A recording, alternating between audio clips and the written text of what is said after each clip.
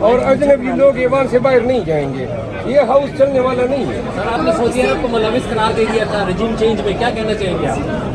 اور میں نے جو قرار دیا تھا وہ میری رائے تھی، تو کوئی میری زبان پہ تالا بندی تو نہیں کر سکتا ہے. آپ یہ کس پہ آپ نے اپنی رائے دی؟ ہاں جی. کس پہ آپ اور بھائی جو لوگ بڑے دانشور سکرات اور بکرات بنتے ہیں کہ میں نے برادرم اسلامی ملک، برادری اسلامی ملک کوئی نہیں ہے. جو عزت وہ انڈیا کو دے رہا ہے اس کا شریعہ شیر آپ کو نہیں دے رہا ہے. مرمت صاحب آپ کے اس پاس دنیا میں آپ لوگ سوئے ہوئے ہیں. آپ کے پاس کوئی فیکٹس بھی تھے، آپ کی جسٹ رائے تھی یہ؟ کیا فیکٹس آپ کے پاس ہیں، کوئی ثبوت ہیں اس کے آپ کے پاس، یا رائے تھی جسٹ صرف رائے؟ آپ کے سائز کے ثبوت ہیں.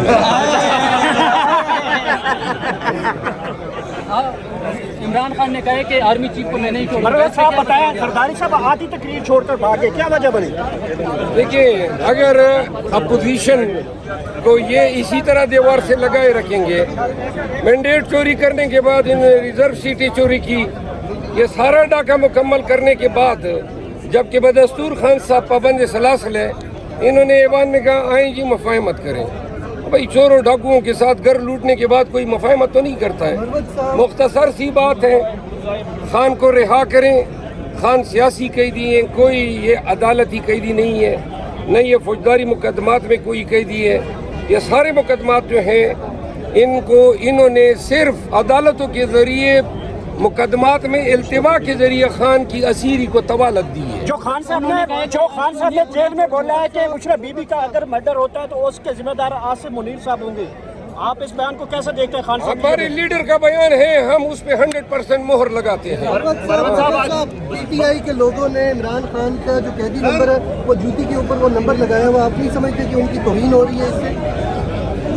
نہیں دیکھو، ہم کوئی اس طرح کوئی کلٹ تو آپ ہمیں نہ سمجھے کہ بھائی یہ محبت کا اظہار ہے.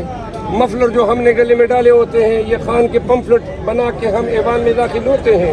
آج بھی ایک جھنڈا گرا تھا اور پیپل پارٹی کے اس رکن اسمبلی کو میں خراج تحسین پیش کرتا ہوں جو بار بار ہمیں اشارے کر رہا تھا کہ اپنا جھنڈا اٹھا لوں.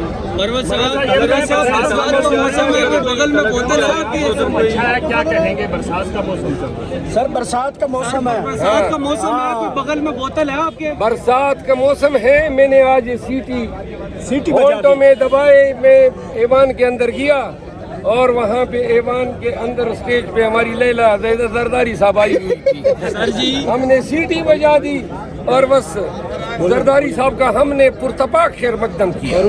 جو احتجاج ہم نے ریکارڈ کرایا یہی حق بنتا تھا، اور ہمیں یقین ہے کہ پی ٹی آئی کے ورکرار آج پاکستان بھر میں اور اکراس جو اوورسیز ہیں وہ خوش ہوں گے کہ پی ٹی آئی کے مینیجر نے اپنا حق ادا کیا. جا رہے ہیں کوئی گرفتاری کا خدشہ تو نہیں ہے؟ کوئی ڈر وغیرہ؟ میں گرفتاری کی ساتھ تیاری کے سمیت جا رہا ہوں. کیا تیاری کیا کی تھے؟ تیاری میری کچھ گولیاں کم کی بیگ میں وہ میں نے ڈال دی. سر گولیاں کون سی گولی؟ یار یہ میں ڈائبیٹک ہوں نا.